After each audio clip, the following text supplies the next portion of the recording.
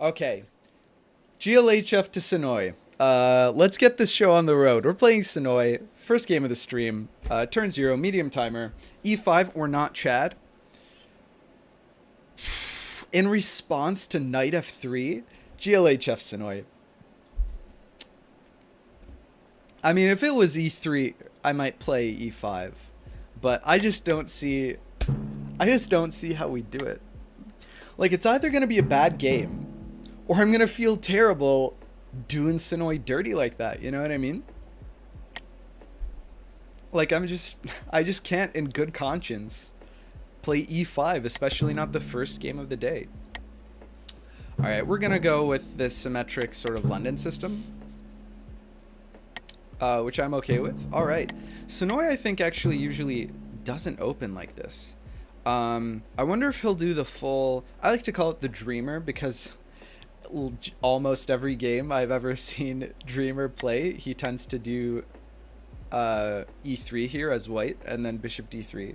I don't know why Dreamer, but okay, no, he didn't. So here's always a good question when this happens. There's a little bit of room for Venom.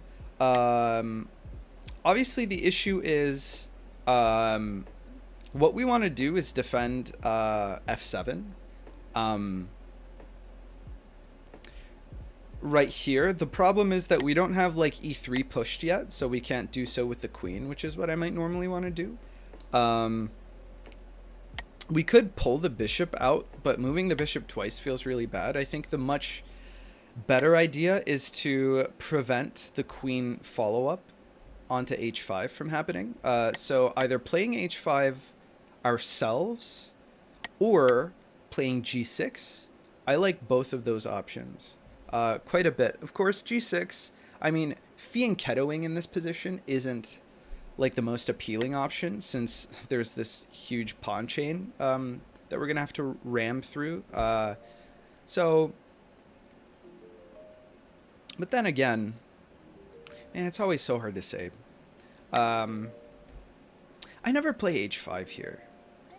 Maybe I play h5. Because if I played... The issue is, if I play g6, where does this bishop go, right? Because I'm gonna play e6. I need to play e6 eventually. All right, I've talked myself into it. So the idea here is that if a Saccarino happens onto f7, then we can just take with impunity, yeah, and there isn't really a follow-up. There certainly isn't any Tchaikovsky idea because our f8 bishop is right there. So yeah, Dreamer giving us a play-by-play here of the Turkey-Italy match. Italy played very clinical with a good possession of the ball, so Turkey didn't really have a chance there. Yeah. Yeah, Turkey's been in a rough spot. What's the score? Give me the score. Just rip off the Band-Aid, Dreamer. I mean, was it like a high-scoring game, or was it just like clinical 0-3? What can you do, man? Sometimes it do be like that, you know? No, I mean, hats off. That's how it goes. Yeah, I don't know what Sonoy really wants here. I think that was the right move. I'd play e3 in that situation, like 100% of the time.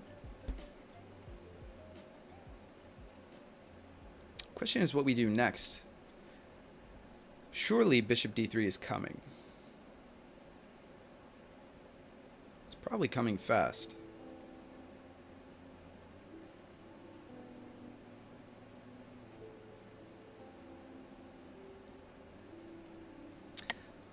What are our goals? We want to activate our knight, and we want to activate this bishop.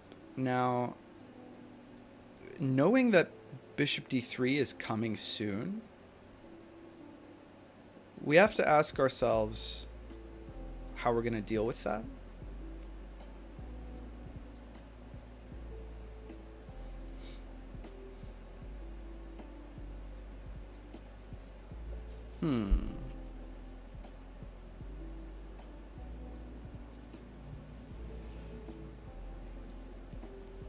I mean, okay, look, at the end of the day, we're up a piece, right? All you gotta do is survive. If we're trading down, we're okay with that, even if it kind of activates the queen. What we need to do is... What we need to do is activate our pieces.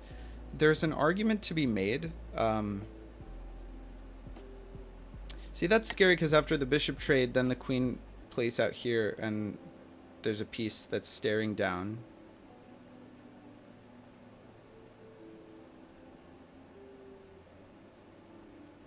G6, but maybe...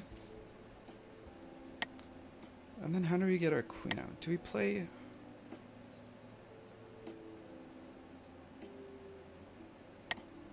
No, we need a piece defending this square. Right? That's for sure. So how do we actually achieve that? The alternative is, like, if bishop out here happens, then actually knight out here isn't something that we can really do immediately. Well, no, it is.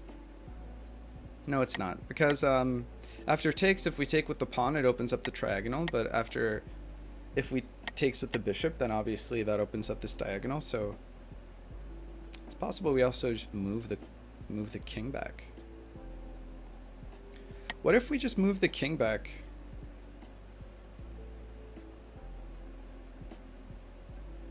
To g8 here?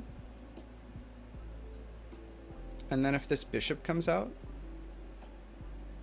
which I'm sure it will. I also want to activate my knight. I'm spending so much time on this turn. Spending too much time on this turn. I don't know, I never played g8 here. I don't think it's fantastic. But, let's just go. Right? How do I ever activate my bishop? The problem is that this diagonal is still an issue for me, right? So maybe actually we just go... Maybe we actually just go... all the way back here. That doesn't defend the square. The alternative is g6 here, and then after bishop d3, queen d3, we go rook g8. And that also, okay, that's the game plan. We figured it out. We got there. It took us a minute or two. Yeah, we don't mind. All right, boom. We got there. We got there. We feel good about that. Next, our knight's coming in. Knight's coming in pretty hot. We probably frappuccino this bishop, but that uncovers g6 here. Let's see. Los says, also Sumet, what's your 5D chess ELO right now? Los, I'm not really sure. I don't really keep track. But I think that you can check in the rated ELO bot. Especially now that Computer Spoke implemented a few changes to the rated ELO bot at my behest. Which I was really pleased to see. Okay, well, h3 telegraphs that h4 is coming.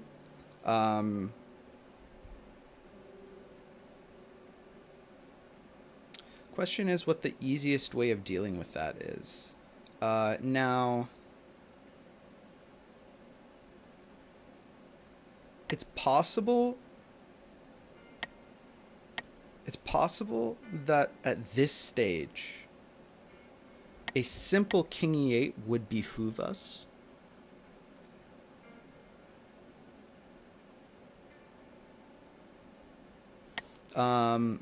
Gotta deal with that bishop probably sometime, huh?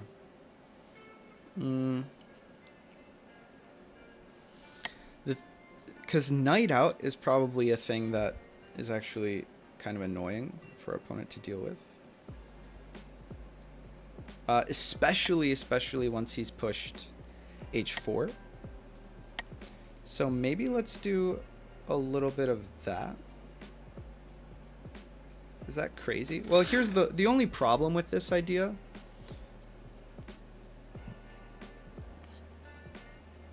Is that, like, yes, this is doubly defended, but we kind of need to defend it again so that a queen travel here doesn't happen. But it won't happen if we play knight e4 after h4 happens, right? Now we are happy. I think we're happy.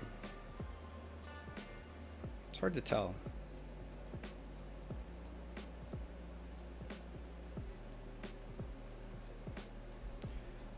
We're up a piece, so all we got to do is get our pieces into the game.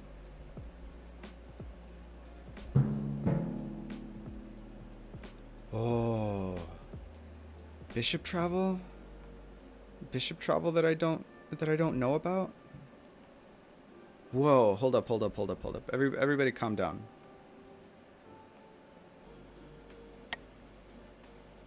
Everybody calm down. What? Okay. Sorry, where does this bishop go? Here? Here.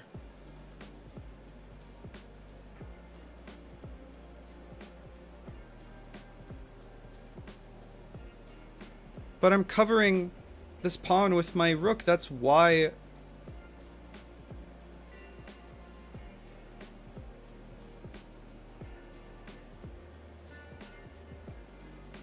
Am I high? We take the queen. We certainly take the queen. Alright, so this happened. Okay. I mean, I guess what he's contending is that we can't afford to close... But we can close it next turn. So I don't get it.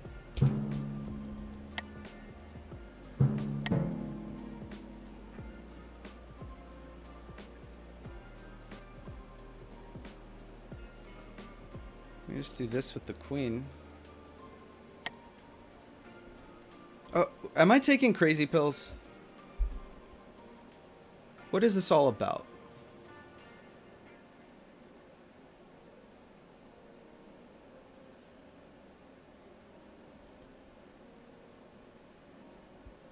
He no longer has access to my king. What?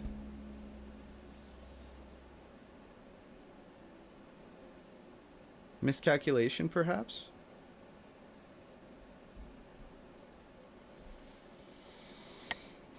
Bishop here takes. What's the follow-up?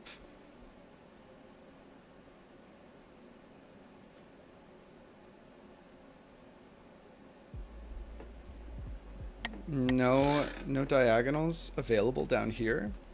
Who's he playing? Sonoy. Playing Sonoy. I can't because I'm on the leaderboard, Samet. Los, no. That's not what I'm saying. First of all, very poor humble brag. Second, you can look up the leaderboard at a certain place. Now there's a new command. I believe today might be the stream. You can take I am Mincho out of the leaderboard. Ah, Renee. Oh geez, slowly falling off the leaderboard. That's sad. I disagree. I actually find it really refreshing. I for one am more inclined to celebrate the diversification of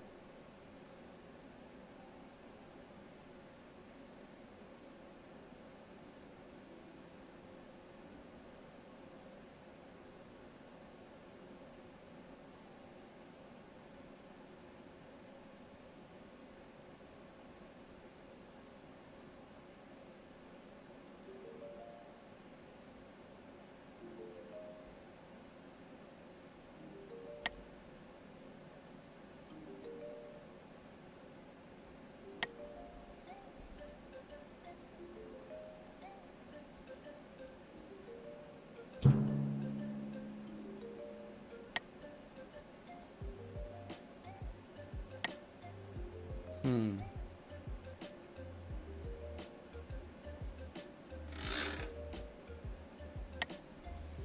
Okay, it looks like maybe Sonoy was trying something. That's not the right play. And then it didn't work. And then he kind of gave up. Unless I'm very wrong. We've got dose travels, so actually I think we pretty much won the game.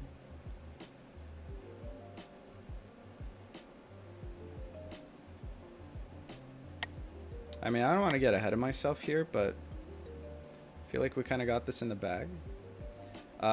This pawn is pinned, so he can't actually do anything with it, which is kind of cool.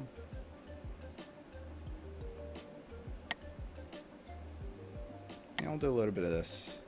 A little bit of this action.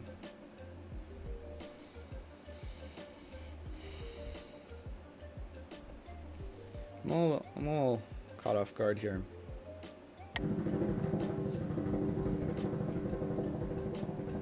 He doesn't have timeline priority. Oh, animation's off is a good call, by the way. That reminded me. It could have been worse. Let's see. On the other side, Theory Gang is rising on the leaderboard too. Yo, you can do that with Rook and Bishop. Which one? I missed the context, Coconutple. Wonder if Computer Smoke could add leaderboard at Discord tag. That would be cool. I'll protect Lexi on his second place until he returns. He'll return. I think Lexi will return. I'd be surprised if it didn't happen. Don't know when. Can't put a time limit on it, but we just won the game. There we go. Nailed it. Woo! All right. Good stuff. Good stuff. GG. GG to Sonoy. Sonoy, you were going for some wacky shit there. I was confused. I think maybe there was a miscalculation. I mean, which happens all the time. You know, I totally feel that.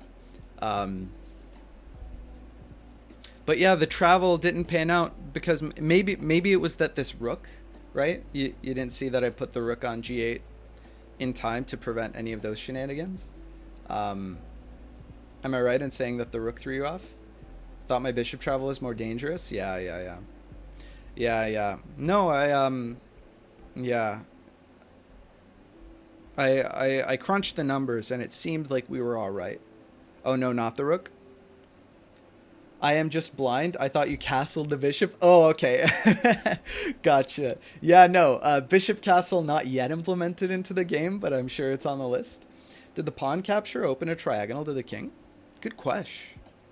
Which pawn capture? Which pawn capture? Did the pawn capture open a triagonal to the king? The pawn capture.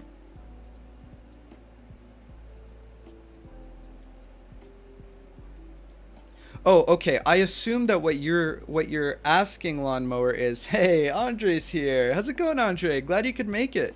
You weren't sure about that earlier, right? Okay, I think that Lawnmower is asking if this pawn capture opened a diagonal to our king. And the answer is no.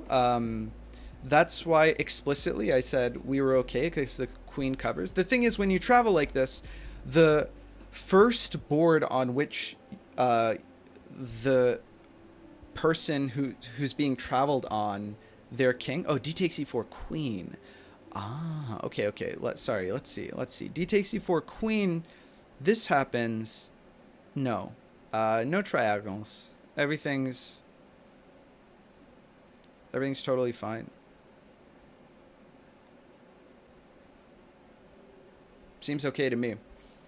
But no, here, this capture, like, it's after the person who's being traveled onto's first move, that their king exists on the board of the person doing the traveling. So you can take like this, and then, like, if you can cover the adjacent square the next turn, then you're totally safe. But no, here d takes e4 didn't open any triagonals. Oh. Yeah, okay. I think that your concern is that this would open like a history to where my king was on f7, but it's not in time. Um, I think that is a much shrewder question, but the answer thankfully is still no. The answer isn't no. You're right. I am the one who is silly. But it closed it in the sense that he no longer has a queen, but he did have a queen up here. So hold on. Actually, I think Lawnmower is totally right. I did the math wrong, which is funny because I was so sure of myself when I said it the first time.